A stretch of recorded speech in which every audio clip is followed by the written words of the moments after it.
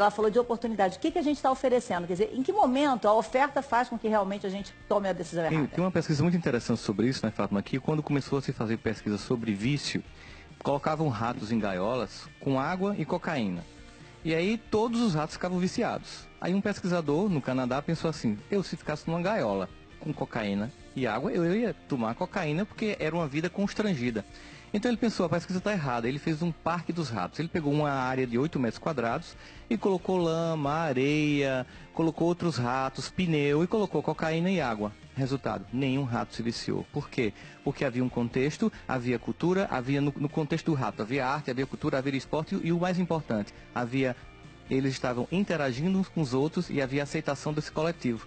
Então, quando você isola, quando você, como Ilana colocou, você tira da escola e depois você coloca no lugar comum de ser um marginal que deve ser evitado, a gente chapa como alguém que deve morrer para que a gente fique aliviado na nossa classe média confortável, a gente tira a oportunidade de muitas pessoas. A gente tem números que impressionam muito, que são números que mostram que 4 jovens, a pesquisa com de cada 1.000 jovens, entre 12 e 19 anos, 4 vão ser assassinados nessa faixa etária. A gente tem um profissional que, por exemplo, no Brasil tem um outro profissional que estaria muito importantemente vinculado à ideia de combater a violência e construir uma cultura de paz, que é o educador no Brasil, que é o professor.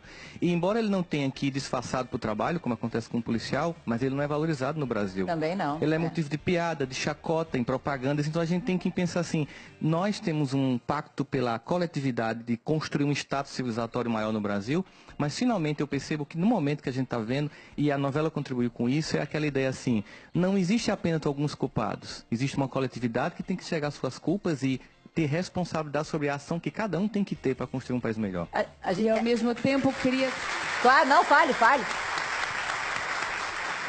E cria-se o lado de Bibi, né? Tantas Bibis que tem glamorizado. A gente, quando liga a televisão, está se falando, os nomes são sempre de quem? A maioria é de quem a gente não quer ver. A gente nunca valoriza quem a gente quer ver, quem a gente quer ser. Se você liga um jornal, tá sempre aparecendo os nomes que a gente não quer como exemplo. Eles são heróis, entende? A gente quer ver o outro, quer valorizar esse lado de cá, que as pessoas tenham quem se espelhar também. Tem cursos, tem aulas de tudo. O Rossandro conversou com ela, realmente é um caminho, é a história do ratinho, né? Se você tem muitas opções contrárias, a única opção que te apresenta o tráfico...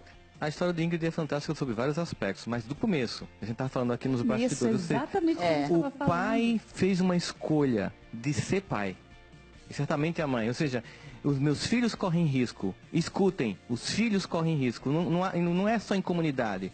É na Barra da Tijuca, é na Zona Sul, em qualquer lugar, os filhos correm risco. E os pais precisam fazer um recorte da realidade e policiar e depois empoderar o que aconteceu. E hoje ela é esse ser humano que ele volta. Ele cuidou. Que coisa incrível que é a tua vida. Sabe, você é um ser humano que é exemplar. A gente precisa, de fato, divulgar isso, porque a gente vive num momento que a gente está com uma certa tristeza no Brasil, mas são esses brasileiros que vão fazer a gente mudar, e não aqueles que a gente está querendo que preso, sabe? Que a gente vê e ouve todo dia, ouve o seu nome. A gente ouve um monte de outros nomes, que todos aqui sabemos. Eu pedi para ela trouxe uma pessoa que veio com ela, uma das grávidas que ela assiste, aí eu pedi para ela dar o depoimento, ela começou a chorar, porque ela não tinha noção do bem que ela provocava, né? Estamos com 2 advogados aqui. Ô, Rossandro, como é que você avalia aí essa... Do amor e paixão? É essa a questão. Ela disse que um é amor, outro é paixão. A paixão é um estado de leseira psicológica que dura 7 meses a 2 anos, que um dia passa. Lerdeza. Você começa leseira. Leseira é muito bom. No Nordeste, a pessoa fica bestalhado, achando que o outro é melhor do que é. Aí depois vai caindo na real. O amor é quando, depois que eu vejo quem você é, eu ainda continuo dizendo, vale a pena. É isso mesmo. Nossa senhora, puxado, hein? Puxado, né? Puxado, ficou puxado. O Zeca, pra ela, é um amor que desafia, porque ele é muito mais difícil de parar as arestas do que a relação dela com o Caio. Na verdade, quando a gente pensa nessa ideia fantasiosa de que a gente ama o semelhante, o que parece com a gente percebe que a gente está desenvolvendo uma relação em que não há crescimento. O que é que eu vou aprender com quem pensa como eu, com quem gosta da música que eu gosto?